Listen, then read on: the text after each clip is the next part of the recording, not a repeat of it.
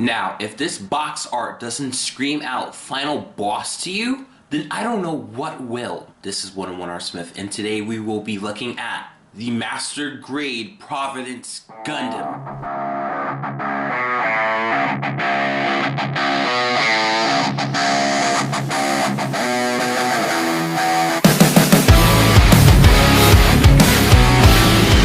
Is this what you were hoping for, you bastard?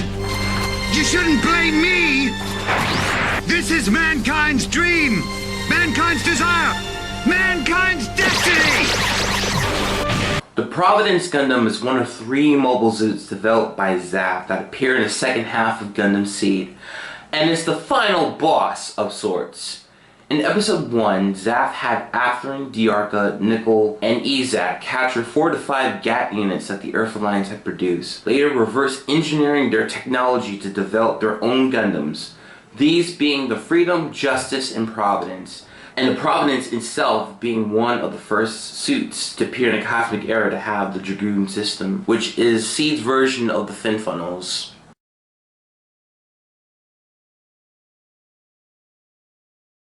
The Master Grade Providence has 16 runners, foil stickers, some dry transfers, and sticker decals. 2 interesting points about this kit are that the tubing on the chest are made of a rubbery material, reminiscent of the Gundam Alex and the EZ-8 Gundam from those kits in Master Grade form. The other point is that it recycles inner frame of the Freedom Gundam version 2.0, including the exact hip setup that was from last year. So yeah, be careful when you build this.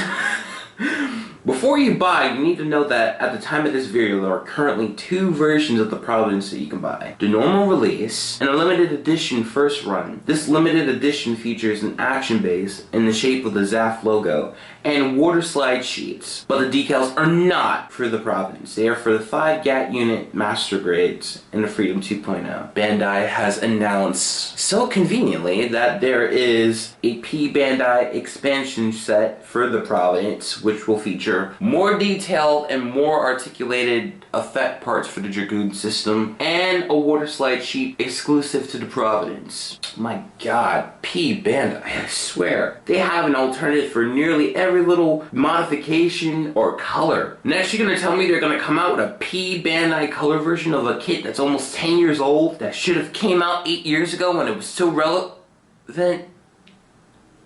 Damn it!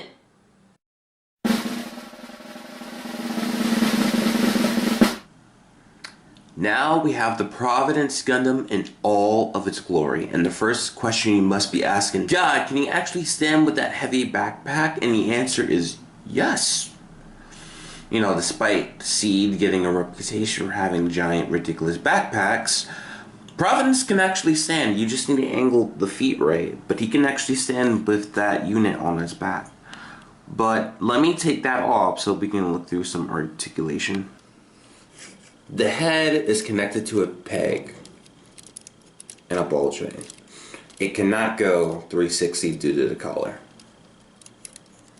Arm can go way up, and it can go, if you watch out for the V-fin, it can go 360. Now, the arm has a pretty nice bend by itself. But it has a bit of a gimmick where if you pull down on it, you can extend the joint so that you can get a better bend out of it. But it will be hampered somewhat by the shoulder armor. One thing to note about the chest is that it's the first Master Grade, at least that I've built, that does not have the cockpit gimmick, at least in the traditional sense. Usually you build the cockpit, you put the pilot in the seat, and you put it in the chest. And you did so with the Freedom. It uses the same frame. However, Bandai removed the actual cockpit that was originally in here. What they did was they used a piece with a pilot already molded in, and they put it in the middle of the center, which is kind of a little disappointing, but it still kind of works, so take it as you will. And it also uses rubber hosing for the hoses in the chest piece, which actually really works, and it's really easy to work with once you get it locked into the pegs that it needs to go in. Side skirts, a whole bunch of dragoons, they move up and down, and then the actual skirt can move up, down, and twist somewhat. Same goes for the back and the left. Well, the back can't twist, but the dragoons can move. The hips. Let's not tempt faith. Remember, this does use the same gimmick as the Freedom 2.0, but I'll show you a knee bend.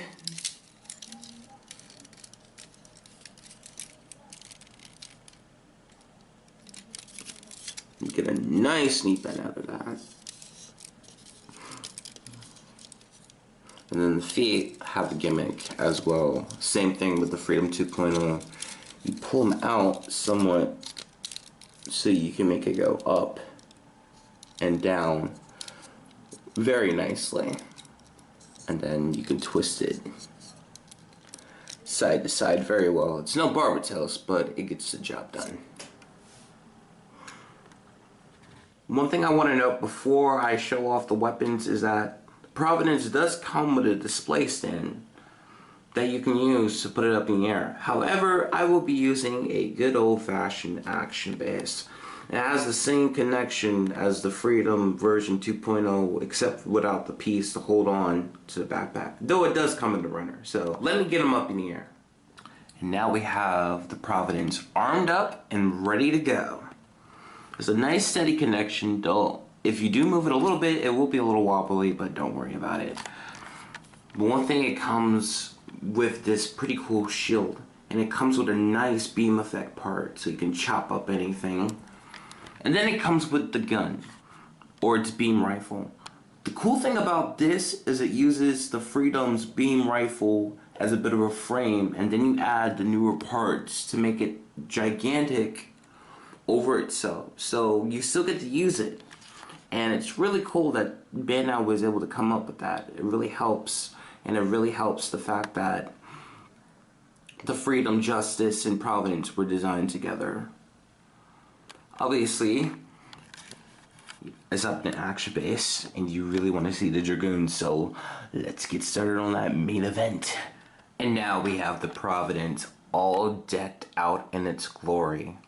It uses clear parts to help the Dragoons stand up, and actually the small Dragoons do have a bit of articulation, which it works, but I would like the big two to have articulation too. I might actually go pick up the P Bandai expansion set when it comes out, because I could actually pose those Dragoon effect parts a lot better. Still, it gets the job done, and it looks really nice and very menacing.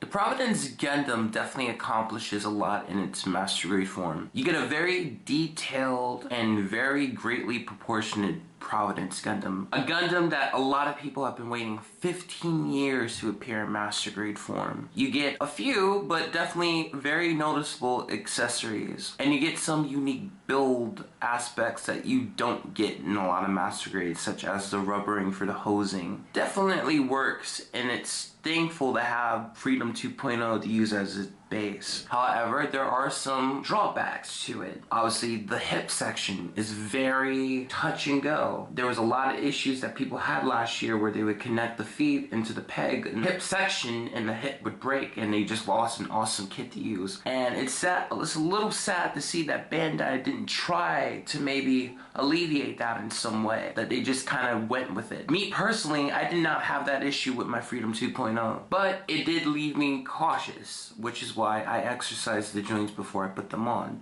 with the Freedom and now with the Providence. I am a little disappointed that there's not an actual cockpit gimmick, but I'm just happy to have the kit in Master Grade form. One other little nitpick is that the V-fin came off very easily. In the course of recording this review, the V-fin came off 3 times to the point where I just had to glue it down, that and the piece that holds the V-fin together, which is a little annoying. Overall, I'll say get the Providence.